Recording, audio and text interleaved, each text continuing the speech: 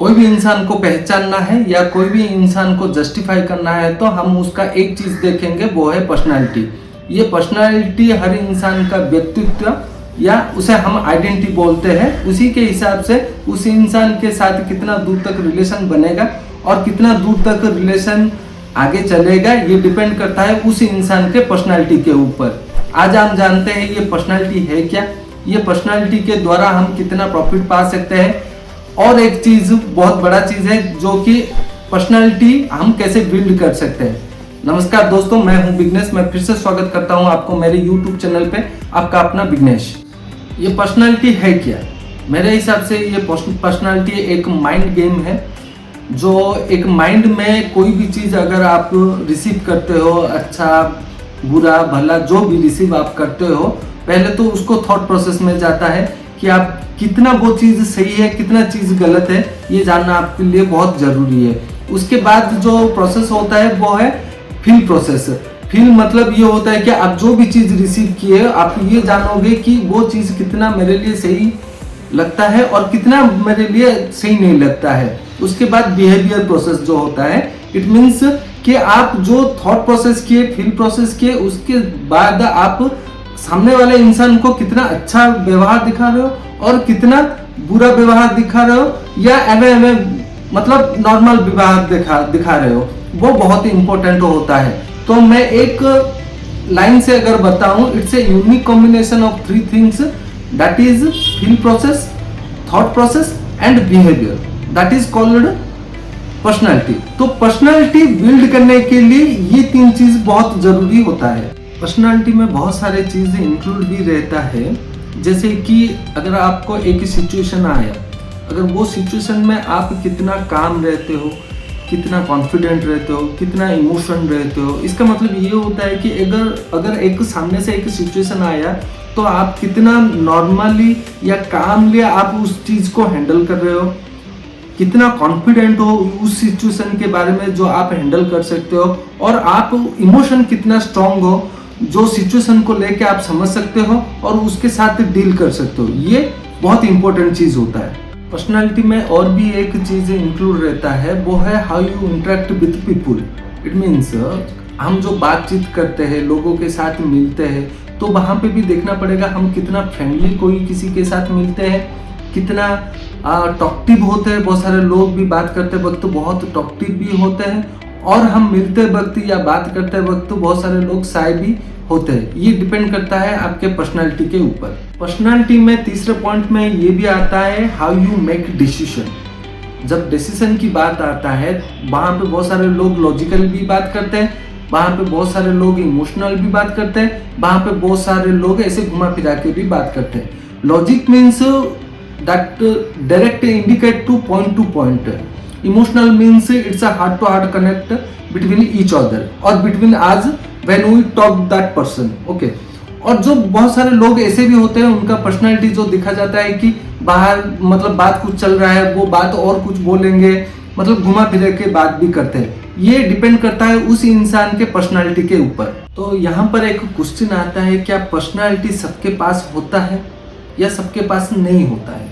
तो इसको थोड़ा डीपली अगर हम सोचेंगे तो कुछ लोग का ऐसे होता है कि नेचुरल में जो बॉर्न क्वालिटी होता है उनके पास होता है, और कुछ लोग का ऐसा भी होता है कि टाइम के वाइज, एक्सपीरियंस के वाइज, एज के वाइज और एनवायरमेंट के वाइज वो अपना जो पर्सनालिटी है ना, वो ग्रो अप करते हैं। मतलब ऐसा कुछ भी नहीं है कि किसी के पास है किसी के पास नहीं है, जो अपने टाइम के हिसाब से उसी को मिलता है पर्सनालिटी। तो इसको ग्रो अप करने के लिए थोड़ा बहुत आप खुद को भी सीखना पड़ेगा, खुद को भी जानना पड़ेगा कि कैसे होता है कि नहीं होता है। ऐसा नहीं कि हर इंसान पैदाइश जब हो जाता है, जब बॉर्न होते हैं तभी वो सीख के आ जाता है, ऐसा कुछ नहीं होता है। ये टाइम वाइज आपको एक्सपीरियंस लेके भी आपका पर्सनालिटी आप ग्रो अप कर सकते हो। अगर पर्सनालिटी को एक लाइन में मैं बोलूं तो personality doesn't mean you wearing good costume, you wearing costly watches, you riding a costly car, you wearing a costly goggles. Personality means how you talk with people, with smile, with calmly, with discipline. That is very important to make a good personality. पहले point में तो हम बात कर लिए कि personality क्या है, अब दूसरे पॉइंट में ये भी हमको जानना है कि आपका पर्सनालिटी कैसे डेवलप करना है। पर्सनालिटी खुद का डेवलप करने के लिए खुद के ऊपर जो कुछ पॉइंट होता है, कुछ मार्क होता है, उसी को भी डेवलप करना पड़ेगा, जिसी की वजह से आपका जो पर्सनालिटी है वो उभर के बाहर आएगा। पहले पॉइंट पे हम ध्यान देंगे खुद को जानना। इसका मतलब ये होता है कि नो योर सेल्फ, मतलब खुद को क्या जान सकते हो कि आपका स्ट्रेंथ क्या है, आपका वीकनेस क्या है, आपका इमोशन क्या है, आपका वैल्यू क्या है। ये अगर आप खुद नहीं जान पाते हो तो आपका पर्सनालिटी बाहर आना मुश्किल हो जाएगा। तो इसके बारे में पहले जानना बहुत जरूरी है कि आपकी स्ट्रेंथ क्या है, आपकी वीकनेस क्या है, ये बहुत इंपॉर्टेंट होता है। दूसरे पॉइंट में पॉजिटिव माइंडसेट के ऊपर भी ध्यान रखना पड़ेगा। जैसे कि कोई प्रॉब्लम आ रहा है तो उसके ऊपर सॉल्यूशन के ऊपर ध्यान देना पड़ेगा। अगर आप कंप्लेन करते रहोगे तो वहाँ पे नहीं चलेगा। आपको एटीट्यूड पे मतलब ना ध्यान दे के आपको ग्रैटिट्यूड नेचर पे ध्यान देना पड़ेगा। तीसरी पॉइंट में आपको कोई भी सॉल्यूशन या कोई भी फेलियर आपके लाइफ में कुछ भी हो रहा है तो आप वहां से लेसन कर रहे हो, ऐसे आपको सीखना चाहिए, ना कि मैं हार गया। इसके ऊपर भी ध्यान देना बहुत जरूरी है। तीसरे पॉइंट में आपका कम्युनिकेशन जो स्किल है ना वो बहुत ऊपर लेवल तक लेना चाहिए, क्योंकि कम्युनिकेशन अगर आप सामने वाले के साथ अगर अच्छे से नहीं हो रहा है या वो बात को अच्छे से समझ नहीं पा रहे हैं तो वहाँ पे आपके लिए प्रॉब्लम क्रिएट हो सकता है। इसलिए लाइफ में कम्युनिकेशन जो है वो बहुत इम्प्रूव रखना चाहिए। और एक पॉइंट में भी हम बात करेंगे, आपको ऑलवेज ना काइंडनेस रखना चाहिए और रेस्पेक्टफुल भी, मतलब सामने वाले इंसान को रेस्पेक्ट भी देना बहुत जरूरी होता है। ऐसे भी बोला जाता है कि एक छोटा सा काइंडनेस ना आपका पर्सनालिटी को बहुत बड़ा बना देता है। तो काइंडनेस बहुत जरूरी होता है और रेस्पेक्ट भी सामने वालों को देना भी बहुत जरूरी मैं खुद समझता हूँ। तो इसीलिए ये एक पर्सनालिटी के ऊपर भी डिपेंड करता है। पर्सनालिटी डेवलपमेंट करने के लिए डिसिप्लिन की भी बहुत ज़रूरी होता है, जैसे कि सेल्फ कंट्रोल में रहना, पंक्चुअल में रहना, प्रॉमिस में रहना। मतलब आप कोई चीज़ को प्रॉमिस कर रहे हो तो उस चीज़ को निभाना, ये बहुत ज़रूरी होता है।